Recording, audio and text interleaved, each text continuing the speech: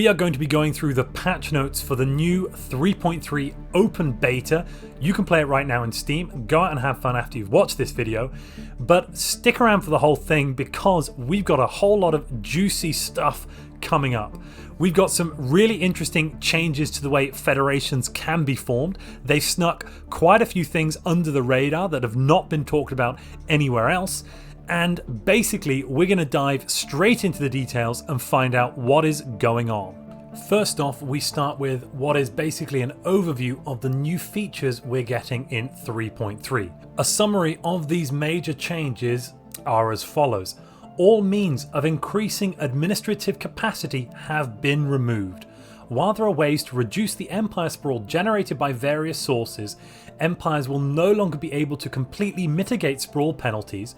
Penalties and sprawl generation values have been significantly modified. Now, I've actually looked into this in the beta because it is now live. You can go and play this beta right now as you're listening to me. And they've actually reduced the impact of sprawl quite a bit.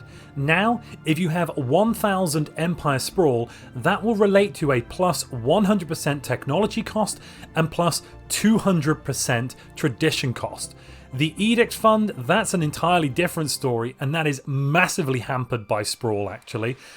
Quite over the top at the moment, I would say, but that's just my opinion. So following on from that, edict caps have been removed. You can now toggle edicts which will have a monthly unity upkeep, which is modified by empire sprawl. Each empire has an edicts fund which subsidizes the edict upkeep, reducing the amount you have to pay each month to maintain them. Now, I've looked at this UI, and basically what this looks like is at the start of the game, let's say you have an edict fund of 20, that will generally mean you've got some amount of unity free to spend every month on your edict. Any amount over that you're spending, that will come out of your regular unity generation, but otherwise each month you will have, especially at the start of the game, before sprawl is a big problem, you'll have a lot of edict fund to spend on your edicts. And that means you can probably get many more edicts going than was previously the case in other patches. Unity ambitions and campaigns will now function just like the toggled edicts, and they will last until you cancel them with an upkeep rather than a cost. Now, I've looked at some of these. The energy cost, the energy upkeep, is very, very high per month relative to what you would be spending if you used to buy, for instance, the education campaign that would cost 1000 energy. Now that costs somewhere in the region of 15 to 20 energy per month. Over a period of 10 or 15 years, that's actually a higher cost than we used to be paying, but I suppose that's just the way it is now. Several other systems that used to cost influence are now paid in unity. Reforming the government now costs unity, the cost is based on your empire size. Resettling pops previously cost influence, now that costs unity. However, abandoning your colonies, that does still cost influence. Suppressing or promoting factions, you guessed it, that costs unity as well. And most megastructures, except habitats, ringworlds and gateways, all cost unity. Factions no longer produce influence, so a small amount of influence is now generated by having a fleet, and this is called power projection, a comparison of your fleet size and your empire sprawl. Leaders now cost unity to hire rather than energy, and they have an associated unity upkeep. Planetary ascension tiers, we talked about those in today's dev diary. You can check that out in the description if you're interested. But after acquiring 3 ascension perks, unity can be spent to improve the effects generated by a planet's designation by 25%. Costs increase with empire sprawl and the number of times you have performed this action. As you acquire more ascension perks, the maximum ascension tier will also increase with an extra maximum bonus once all ascension perks have been unlocked. More changes are found in the balance portion of these patch notes, which we will get to later on. And I have to say, I have read ahead, and there are some very, very interesting and spicy changes coming up. Now we've got a couple of things the custodian team have added but not told us about yet, and you're about to see one of these is really quite interesting.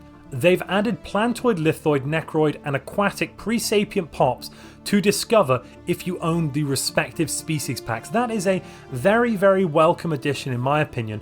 I love finding pre-sapient pops, and it would be really nice to find pre-sapient pops of every species pack that we have available. So big thumbs up to that one. They've also added an event chain about a mysterious labyrinth. I've got no idea what's going on with that one. I hope there's some references to the very funny, very old David Bowie movie Labyrinth. Alright, and now this next change, in combination with a change we've seen today, does basically make the Merchant Guild Civic completely pointless and completely useless. So, finishing tradition trees now unlocks the ability to select previously locked Federation types. If you complete Mercantile, you can make a Trade League. If you complete Discovery, you can make a Research Cooperative. Unyielding unlocks Martial Alliance, and Domination will unlock Hegemony. This actually makes Domination and Mercantile very, very powerful traditions. I mean, Mercantile from a biological perspective is already one of the best traditions in the game. It is an auto pick for anyone that wants to go for a trade-based empire. Domination is somewhat so-so, but now that it unlocks Hegemony, that could make it a very nice pick for your third or fourth tradition tree. And when we combine the fact that they've taken the Unity generation from our merchants away if you take the Merchant Guild Civic, you also no longer need the Merchant Guild Civic to unlock a Trade League Federation. So all that Merchant Guilds is doing for us is replacing a single politician, they're not called administrators anymore, they're called politicians, with a merchant. If we're going for a trade build, we don't need one random politician replaced with a merchant. We would much rather have a different civic taking up a different slot. So this is the final nail in the coffin for merchant guilds. Please press F to pay respect for the time of merchant guilds as an overpowered meta S tier civic, because those days are soon behind us. There's a new Megacorp Civic permanent employment. I've covered that in today's Dev Diary video. If you want zombie clerks, you're in for a treat. The Hydrocentric Ascension perk now allows aquatic empires to flood habitats, making them suitable for aquatic species. This is really actually very awesome. It has been a bit of an issue. If you're aquatic, you don't get the bonus, and in fact you're going to get some of the penalties, I think, but correct me if I'm wrong in the comments, for trying to put your aquatic species on a habitat. And finally, we've got some new events, and some of them are quite refreshing. I assume that's an aquatics pun, I'm not entirely sure. And if you're enjoying this video, please patch that like button. Okay, there's a whole host of performance changes. I'm not going to go through those piece for piece. If you want to read them, they're on your screen now, but additionally, you can go and check out the Dev Diary and the patch notes. It's in the description down below. Needless to say, the game is going to get slightly better performance. Although they still haven't finally decided to bite the bullet and remove pops entirely. But you know, we all have our crutches and we all have the things we can't let go of. Balance changes. Here be dragons, if you'll pardon the pun, because we have some very impactful changes coming in here. A couple of generic changes. First off, they have fixed unmodifiable traits, so you can now correctly remove special habitability traits along with various other traits that you were not meant to be able to add, but it was fine to take away. It's also allowed you to apply existing species templates containing such traits to the rest of the species. This mainly covers the flavor-based traits. There are still some such as mechanical or psionic or necrophage, which you will not be able to add or remove via species modification. Capital designations will now also provide production bonuses. And then there are many updates to authorities, civics, text, traditions, and ascension perks related to the Unity Upwork. So without further ado, let's dive into those, and we'll start with civics. Imperial authority now gains increased influence from power projection. I've mentioned a little bit what that is already, but basically, as long as the ships in your empire have an equal number by naval capacity as your empire sprawl, you'll be generating extra influence. Imperial Cult Civic now grants 100 Edict Fund instead of 2 Edict capacity. Inward Perfection grants 50 Edict Fund instead of 1 Edict capacity. you can kind of see where this is going. Basically, we're replacing edict capacity with edict fund at a ratio of about 50 of edict fund is equivalent to 1 edict capacity. Citizen service no longer provides +2 unity to soldier jobs. Now that is a real shame. Instead, it grants a whopping -25% war exhaustion. If you combine that with unyielding, you'll be at -50%, with the two technologies -70%. No one is going to be able to force you to surrender unless you choose to. And we're not done. You'll also get +2 to your starting leader level for your admirals and generals. I don't know of anything else that grants additional leader level at the start when you hire them. That means all of your admirals and generals are going to start at level 3. I actually think this is kind of a buff for citizen service rather than a nerf. Cutthroat politics now also reduces edict upkeep by 20%. Merchant guilds no longer produce bonus unity. Yep, I talked about this before. Merchant guilds are dead. Completely and utterly dead. Paradox have shot them in the face so badly.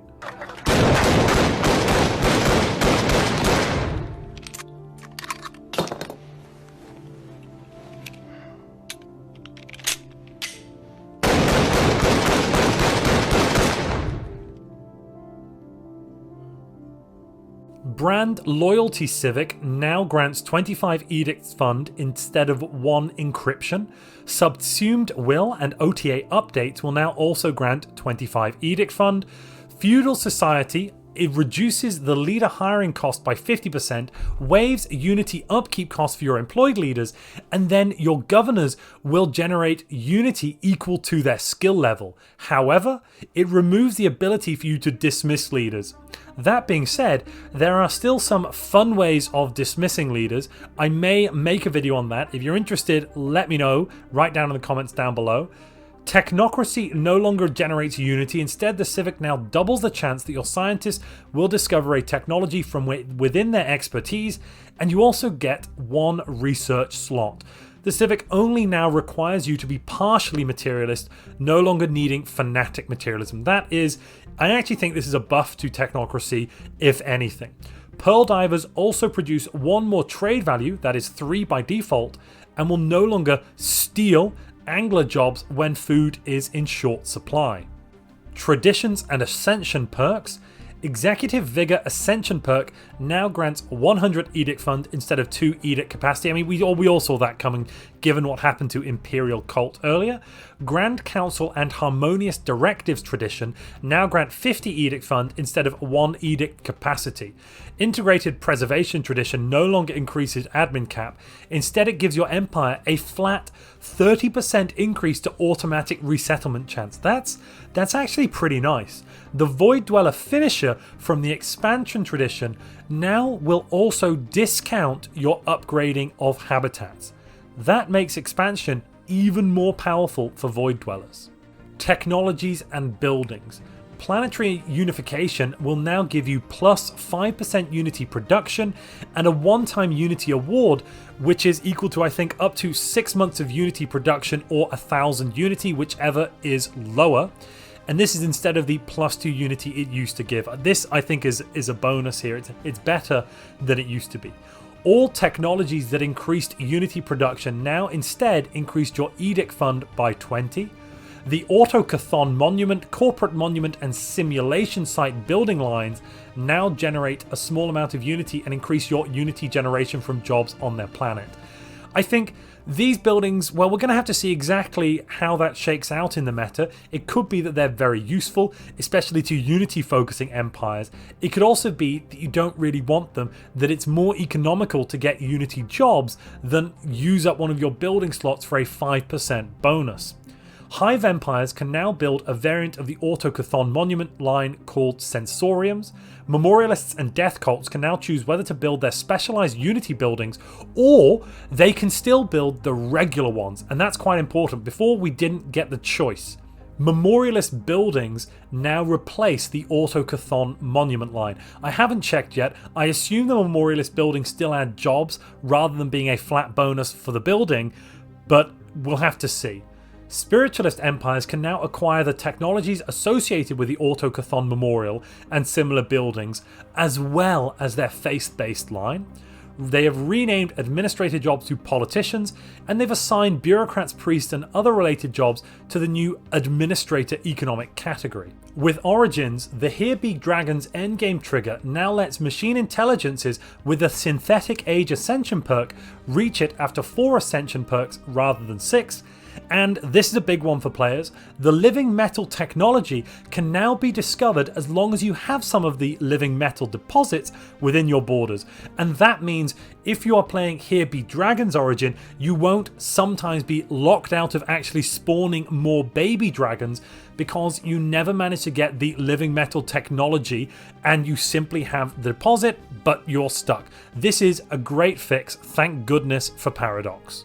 Miscellaneous. So they've increased the political power of ruler and specialist strata under Decadent Lifestyle, but they have also increased the consumer goods upkeep of Decadent Lifestyle. Now, I've actually tried this out, and if you start with Decadent Lifestyle, you may actually end up with negative consumer goods when you start the game. So that's a little worrying. Basically, rulers now cost 1.5 consumer goods, specialists 0.75, and I want to say that workers cost around 0.5, but I can't remember off the top of my head. Somebody feel free to correct me down in the comments. They've increased the likelihood of getting the endgame crises that are not the Unbidden. This is a godsend for players. We have been getting Unbidden coming in again and again very early, so many times simply because we've taken jump drives. It now costs 25 to 50 influence to upgrade a habitat in addition to the alloy cost. This is actually a big nerf to habitats, and I'm actually quite worried about the inclusion of this influence cost in the cost of habitat upgrades. Regenerative hull tissue, nanite repair system, and nanobot clouds have had their values sliced in half. However, they now heal a percentage rather than a static modifier, leading to a net buff in most situations. I actually did a video on this about a month and a half ago, and I lamented the fact that regenerative hull tissue, nanite repair systems, and nanobot clouds healed absolute value rather than a percentage based value, because that meant the engineer admiral was overall the best one to have, and basically you really didn't need any of these other modules. They were functionally useless on your battleship titans, cruisers, and basically even destroyers.